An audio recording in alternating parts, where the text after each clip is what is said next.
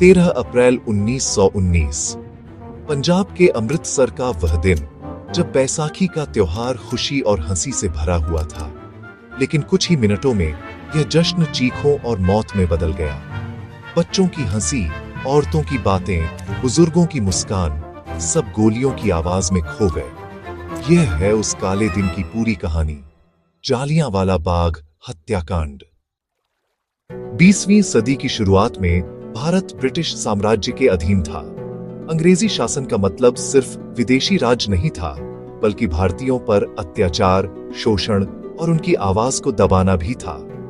1914 से 1918 तक चला प्रथम विश्व युद्ध, जिसमें भारत ने ब्रिटेन का साथ दिया। 13 लाख भारतीय सैनिक और मजदूर विदेश भेजे गए। उम्मीद थी कि युद्ध के बाद ब्रिटिश सरकार भारतीयों को आजादी के करीब ले जाएगी, लेकिन नतीजा उल्टा हुआ। 1919 में ब्रिटिश सरकार ने रोलेट एक्ट लागू किया, एक काला कानून जिसने पुलिस को किसी भी व्यक्ति को बिना सबूत और बिना मुकदमे के गिरफ्तार करने का अधिकार दे दिया। इस कानून के खिलाफ पूरे देश में गुस्सा फैल गया।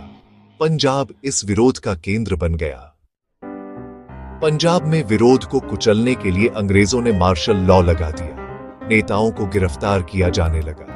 अमृतसर के दो प्रमुख नेता डॉ सैफुद्दीन किचलू और डॉ सत्यपाल को 10 अप्रैल 1919 को गिरफ्तार कर लिया गया। इससे अमृतसर में तनाव और बढ़ गया। इसी दौरान पंजाब की कमान ब्रिगेडियर जनरल रेजिनाल्ड डायर के हाथों में थी। डायर का मानना था कि भारतीयों को डराकर ही काबू में रखा जा सकता है। उसने आदेश दिया कि किसी भी तरह के सार्वजनिक जमावड़े को तुरंत खत्म किया जाए। 13 अप्रैल 1919 बैसाखी का त्योहार। सुबह से ही अमृतसर में रौनक थी। हजारों लोग जालियांवाला बाग में जमा हुए, कुछ राजनीतिक सभा के लिए, कुछ त्योहार मनाने के लिए। बाग चारों ओर से ऊंची दीवारों से घिरा था और अंदर जाने के लिए बस कुछ संकरे दरवाजे थे। शाम करीब 5 बजे जनरल डायर 90 सशस्त्र सैनिकों के साथ बाग में दाखिल हुआ। सैनिकों ने बिना चेतावनी के पोजीशन ले ली। भीड़ को तितर-बितर करने के लिए कोई घोषणा नहीं हुई, बस सीधे आदेश आया, फायर। गोलियां हवा में नहीं, सीधे भीड़ पर चलाई गई। लोग भागने की कोशिश करने लगे, लेकिन दरवाजे संकरे और बंद थे। कुछ लोग कुएं में कूद गए, जहां बाद में 120 से ज्यादा शव मिले। सरकारी रिपोर्ट में 369 मौतें बताई गई, लेकिन असली आंकड़ा 1000 से ज्यादा माना जाता है। हजारों घायल हुए। प्रत्यक्षदर्शियों ने बताया कि गोलियां खत्म होने तक डायर रुका नहीं। कई लोगों की मौत गोलियों से नहीं, बल्कि भगदड़ और दम घुटने से हुई। एक महिला ने लिखा, मैंने अपने बच्चे को बचाने की कोशिश की, लेकिन भीड़ ने हमें अलग कर दिया। हत्याकांड के बाद अमृतसर खामोश हो गया। शहर में कर्फ्यू लगा दिया गया।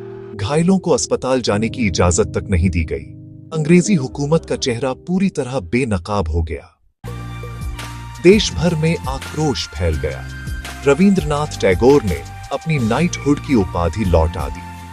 महात्मा गांधी ने ब्रिटिश सरकार के खिलाफ असहयोग आंदोलन की नींव रखी। अंतरराष्ट्रीय स्तर पर भी ब्रिटेन की आलोचना हुई। जनरल डायर को भारत से हटा दिया गया, लेकिन कोई सजा नहीं मिली। ब्रिटेन में कुछ लोगों ने उसे हीरो तक कहा, जबकि भारत में वो कसाई के नाम से बदनाम हुआ।